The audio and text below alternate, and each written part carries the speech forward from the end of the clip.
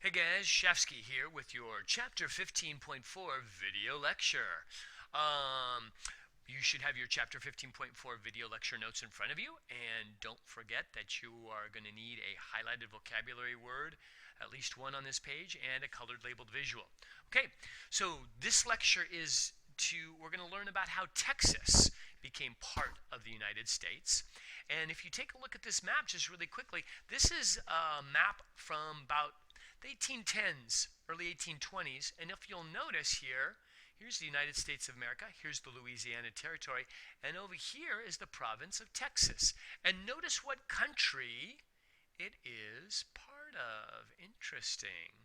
So as up until the 1820s, Texas is part of, that's right, Mexico. Okay. Now, first off, how did Americans come to Texas? Well, in the early 1820s, this guy right here, Stephen F. Austin, he's from Missouri. Let me just back up for a second. Missouri is sort of up here. It's a new state that was formed out of the Louisiana Territory. Anyway, that's where he lives, but he is going to try and make his father's dream come true of starting a colony in Texas, a colony of Americans. And his dad had received permission to do this from the Spanish government, but something happened in the early 1820s, and as Stephen F. Austin from Missouri was arriving in Texas, this was just as Mexico was getting its own independence from Spain.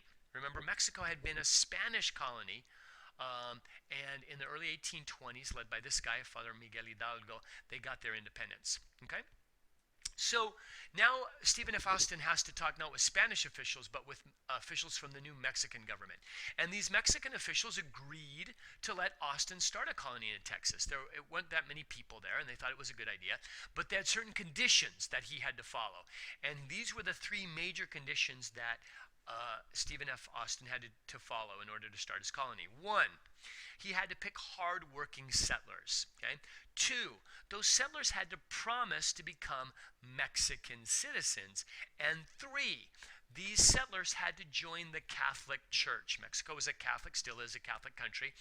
These settlers, most of them were not, in fact, probably hardly any of them were Catholic, but they had to become Catholic in order for this to all work.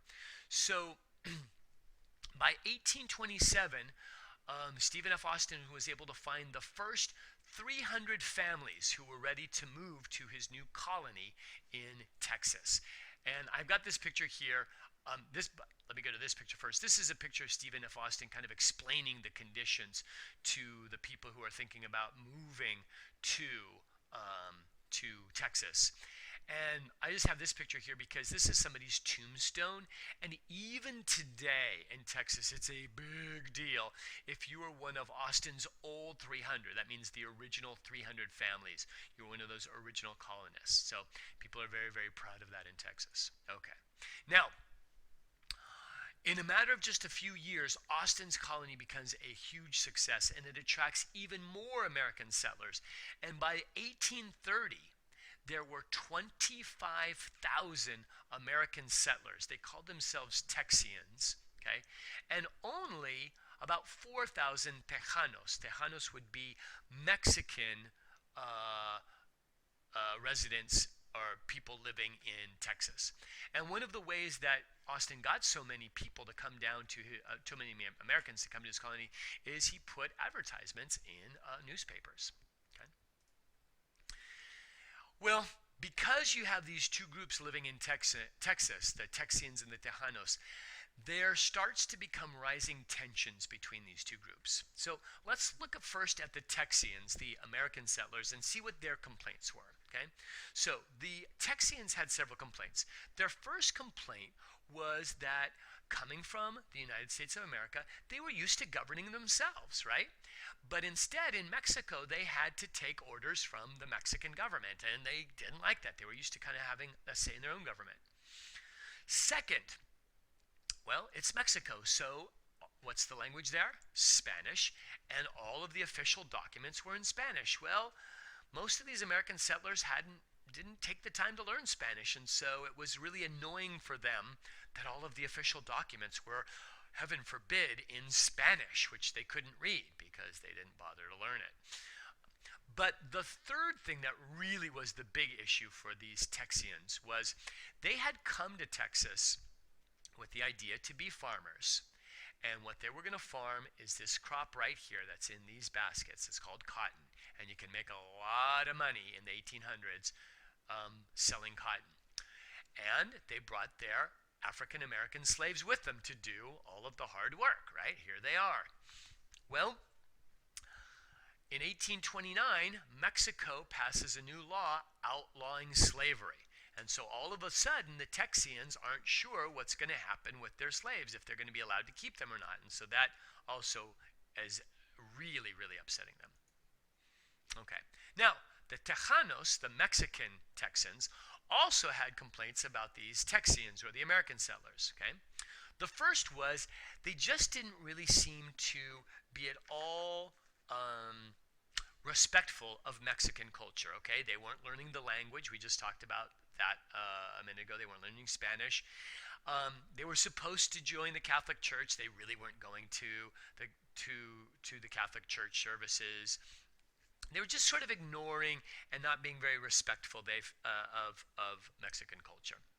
Second of all, and this for the Mexican Texans, the Tejanos, was the big deal, is lots of Americans were coming over the border without permission. In other words, they were crossing the border illegally.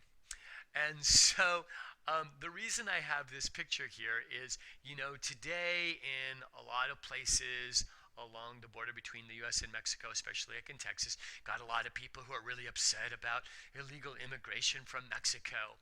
But here's the funny thing. Read this. If you think I'm illegal, it's because I'm a Mexican. Learn the true history because I'm in my homeland. The reality is, back in the 1820s and 30s, it was Americans who were the, if you want to, illegal immigrants who were crossing over the border from the United States into Mexico without permission. So it's interesting how things change over time. Okay, so we got these two groups in Texas who are having tensions with each other. So to try and avoid problems, in 1830, the Mexican government passes this law. And this law does several things, but some of the main things it does is it says, first of all, no more immigration from the United States. Okay, so no more Americans are allowed to come to Texas. And then second of all, slaves could no longer be brought into Mexico. So you couldn't bring any more slaves into Mexico. That was outlawed. And to make sure that these Texians followed these laws, the government sent troops up into Texas, into some new forts that they were going to establish to make sure that the Texians were following this law. Okay. Well, the Texians weren't too happy about this. So in 1833, their leader, the guy that you met before, Stephen F. Austin, he travels to Mexico City to try and negotiate with this gentleman. This guy, his name is General Santa Anna. He was a military leader, but in 1833, he's also the political leader, the president, although he wasn't elected. He's basically a dictator, military dictator. But Stephen F. Austin is going to try and negotiate with Santa Anna and maybe relax some of these rules, maybe get some things changed. Well, instead of negotiating, what ends up happening is Stephen F. Austin gets thrown in jail by Santa Anna. Why? Well, Stephen F. Austin, while he's negotiating there, he ends up writing a letter saying what a horrible guy Santa Anna is. And the letter gets intercepted, and Santa Anna finds out about it and throws Stephen F. Austin into jail for basically, Santa Anna says, trying to start a rebellion. So, Stephen F. Austin's in jail for 2 years. Now, let's go to our third topic. How does Texas win its independence? Well, 2 years later, after Stephen F. Austin is finally released from jail, he goes back to Texas, and the Texians are like really upset at this point, and they start a rebellion against Mexico. They basically want to declare their independence, kind of like the United States declared their independence from Britain in the 1770s, right? Well, Santa Anna is going to have none of this. Okay, he does not like these Texians up there who are not following his rules, and so he personally, remember, he used to be a general, he personally leads 6,000 troops north from Mexico City up to Texas to crush the rebellion. So he's going to crush the rebellion. Well, the first and most famous battle of this fight for Texas independence takes place in the city of San Antonio, and specifically at this building, this fort right here, this old abandoned fort called the Alamo. Okay, and 180, I should say here, Texians. Sorry about that. Texians basically kind of fortified themselves in the Alamo, and they were able to fight off the Mexican army for 12 days. But finally, on March 6th, the Mexican army got orders from General Santa Anna, okay, to storm the Alamo by force. And so, as you can see, I mean, this is what it was like. There were, the Mexican army way outnumbered these 180 Texians. And once they stormed in, it was brutal, violent, bloody hand-to-hand combat. And the very few Texians who survived the battle, I mean, most of them were killed in the battle, those that survived were executed on the spot, on the orders of General Santa Anna. So there were no Texian survivors of the Battle of Alamo. Well, remember the Alamo becomes a rallying cry for the Texas rebels, okay? And 2 months later, these Texas rebels, who are now led by Sam Houston, okay, they end up sort of catching the Mexican army and General Santa Anna by surprise, and they capture the Mexican leader, whose name I've mentioned several times now, so I don't have to say it again. You guys figure out who I'm talking about and put his name in here, okay? And just some quick background. It's kind of an interesting story. The Mexican army had camped at night by this river, the San Jacinto River in Texas, and they were expecting the Texans to attack sometime during the night or right at dawn. And so the Mexican army stayed up basically all night on high alert, expecting sort of a surprise attack by the Texians. Well, it never happened. And so the morning came, all through the night, the morning came, no attack, no attack. Well, finally, by midday, the Mexican troops were just kind of exhausted because they'd been up all night. So the general, whose name you should have written here, told his troops to just take a break because it was midday and he wasn't expecting. He said, well, I guess they're not going to attack us today. Well, of course, as soon as they laid down for their siesta, that's when the Texians attacked and were able to capture this guy here. So here's the painting of the actual surrender, and it looks like this guy's surrendering, but this is actually Sam Houston, the leader of the Texas rebel. He injured his leg in the battle, so he's accepting the surrender of, and here he is, the Mexican general, okay? And basically, in exchange for saving his life, not executing him, the rebels forced this guy here, he's the Mexican general, whose name you put on the other one, to agree to leave Texas and take all of his Mexican troops with him. So that's basically the key battle that won Texas independence. Okay. Now here's the interesting thing about Texas. Texas remained an independent country from 1836 to 1845. So nearly 10 years they were an independent country.